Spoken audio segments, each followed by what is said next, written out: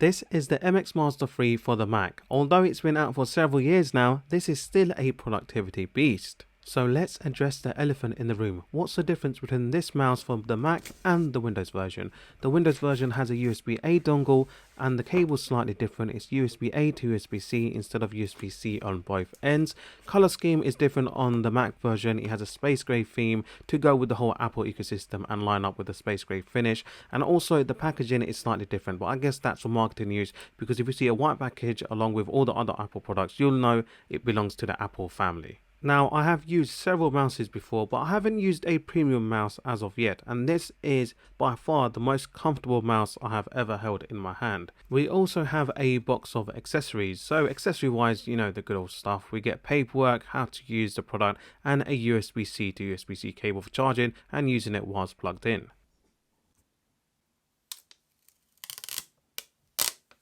At the bottom, we have 4 rubber feet for easy gliding. It has a dark field 4000 dpi sensor, which can be used on most surfaces, and we have your easy switch right there. The easy switch function lets you switch between 3 different devices. You can have your Mac machine, your Windows machine, or a tablet. In order to put in discoverable mode, you have to hold the button down for 3 seconds once you've switched to 1, 2, or 3.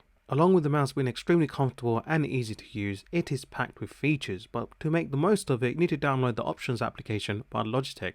We'll talk about that slightly later on. The battery life on this is very good. Giving it quick charge for 3 minutes will give you a full days of use, whilst charging it for 3 hours will easily give you 2 to 3 months. The mouse will show a green pulse when it's charging, 10 to 100% solid green, and anything less than 10% will show a red LED.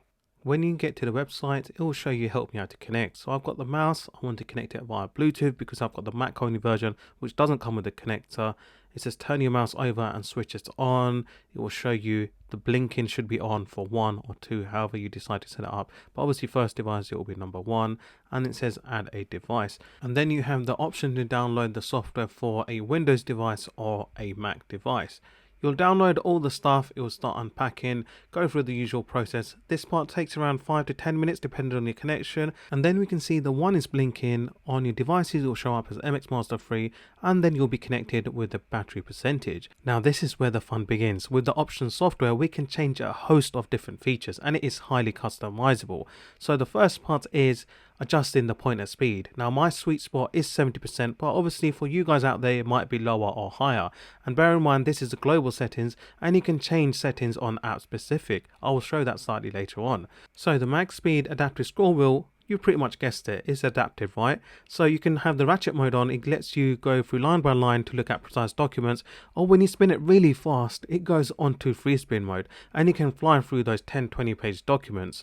This feature can be turned off by going into smart shift, and it will default to either free spin or ratchet mode depending on your preference.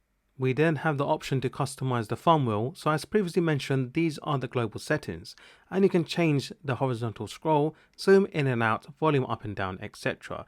Now you can also go onto certain applications such as specific controls for Final Cut Pro, Adobe Premiere, and the Office suite of applications. And once you have launched those specific applications, the in-app features will take precedence over the global settings.